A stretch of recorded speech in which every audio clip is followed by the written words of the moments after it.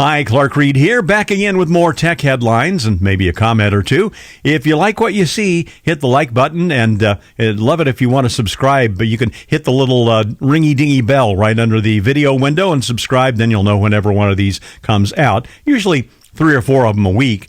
As Congress dithers, with both parties worried about the influence of the Chinese government on TikTok and various restrictions that are being discussed, including a total ban on the platform in the U.S., TikTok is now considering divestiture by way of a sale or an initial public offering. According to Reuters, that'd be a last resort as the platform continues to negotiate with U.S. security officials.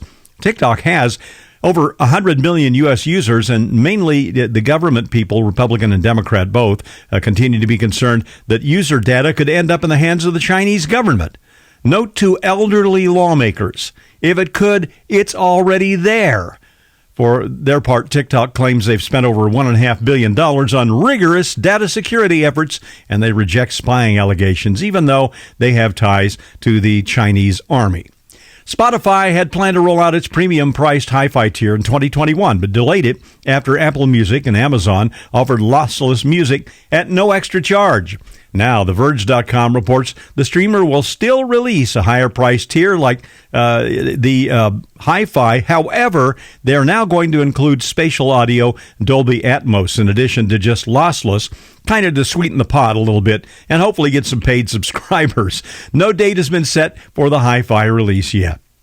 The Biden administration has now released $2.5 billion in funds to cities, counties, states, and tribes to build electric vehicle charging stations. According to Engadget.com, half the funds will go to chargers and stations publicly accessible, like at parking facilities, parks, and schools. The rest are supposed to be built in alternative fuel corridors along highways to help with long-distance travel. States and municipalities have until May 30th to apply for that cash. An economist at Zillow says the crash of Silicon Valley Bank could take upward pressure off interest rates a bit. Chief economist Skylar Olson isn't alone in thinking the Federal Reserve will skip an interest rate increase next month. Rates have eased from a peak of 7.05% to 6.75% as of this report. Home buyers are very sensitive to interest rates. Actually, they're very sensitive to their mortgage payment amounts that those rates command. Anyway, a lesser rate is good news. And on the other hand, Olson says the SVB bank collapse is softening home prices in some markets like San Francisco and Seattle. That said, the suburban markets around the tech hubs seem to be as strong as ever, as workers can elect to work from home and move out further from the tech centers and buy less pricey homes. Olson also sees the easing of rates as pushing some owners to list their property, freeing up more homes for sale to a younger generation of home buyers.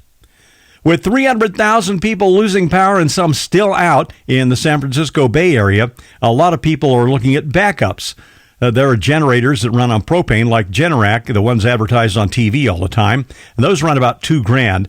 What about a Tesla Powerwall? The company has started offering them without a roof full of solar panels as the supply has loosened up. Well, hit up your bank for a loan. Are you sitting down?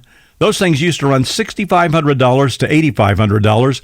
Now, $12,850, according to thisoldhouse.com, the home remodelers seen on public TV's This Old House. And that is for a single Powerwall battery, too. You want to get multiples? Well, the biggest one of those runs up to $73,000. And by the way, they're still only available in select markets.